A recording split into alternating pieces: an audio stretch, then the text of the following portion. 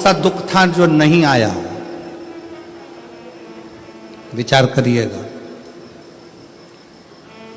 राज सिंहासन मिलने वाला था और 14 वर्ष के लिए, बोलो बोलो जम के बोलो, वन।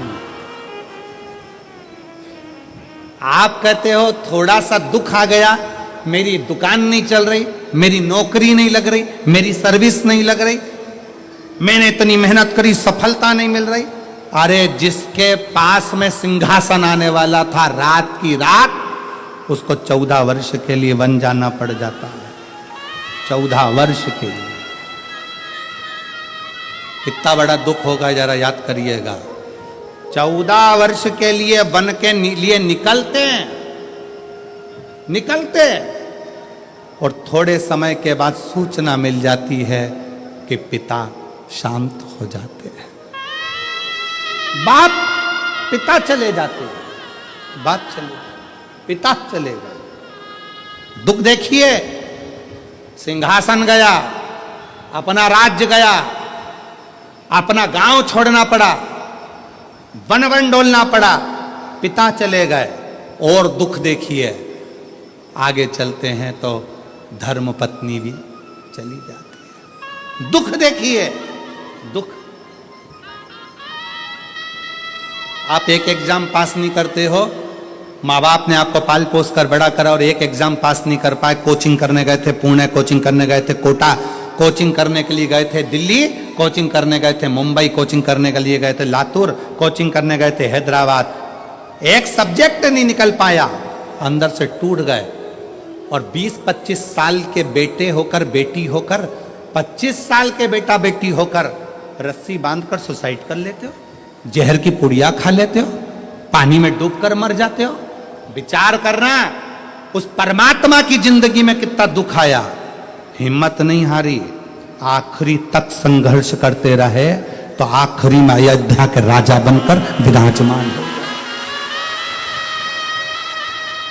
और आज के बेटा बेटी, जरा सा पति ने कुछ कह दिया, बहू का मुख खुल गया, जाकर मायके बैठ गई, अदालत में केस लगा दिया, इतना दुख दे रहे हैं, मेरी सास इतना दुख दे रही है, मेरे घर के लोग इतना दुख दे रहे हैं, मेरे परिवार वाले इतना दुख दे रहे हैं। अरे भगवान से प्रार्थना करना कि बहुत अच्छे लोग मिले हैं, ना जाने किस्मत में और कितना दुख लिखा होगा। दुख चाहे यहां लिखा वहां लिखा, उसको भोगना तो पड़ेगा, भोगना। अब ईमानदारी से बोलो, इतनी कथा तो आपने सुन ली, आपको भी अपने दुख के समय पर ढेर सारे महाराज मिलते हैं, ढेर सारे लोग मिलते हैं और आप सबसे कहते हैं मेरा हाथ देखकर बता दो मेरा भाग्य क्या कह रहा है, मेरी पत्री का देखकर बता दो मेरा भाग्य क्या कह रहा है, मेरे घर का ग्रह क्या कह रहा है, मेरे जीवन में इतना दुख है। तुमसे ज्यादा राम जी को मिले थे गुरु विश्वामित्र जैसे, वाल्मीकि जैसे, गुरु बाबा, ढेर सारे आंत्री जैसे बड़े बड़े तपस्वी गुरु मिले थे।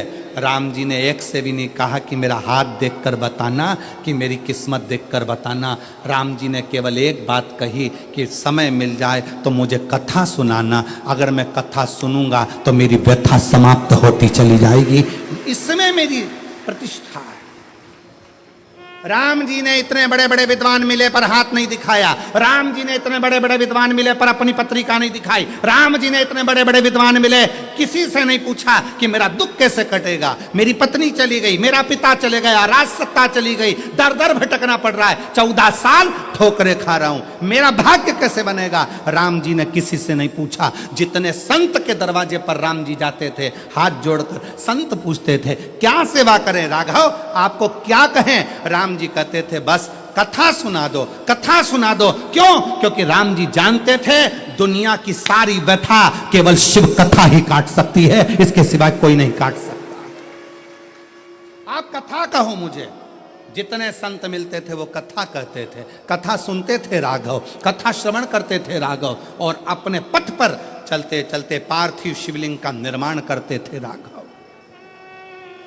भारत की भूमि पर अयोध्या से लेकर लंका तक भारत सरकार ने राम पथ गमन बनाया है।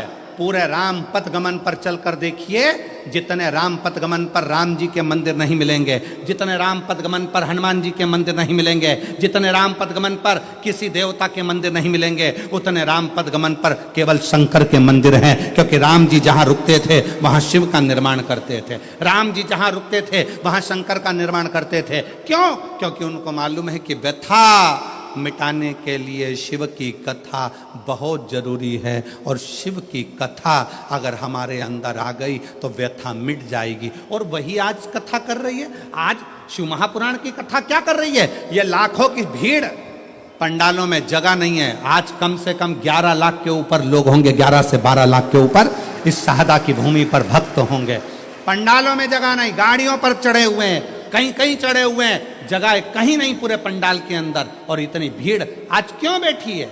उसको मालूम है कि अब हम सब दूर भटक कर देख लिए, इसलिए राम जी को भी कथा ने ही व्यथा मिटाई थी, और हमारी भी जिंदगी में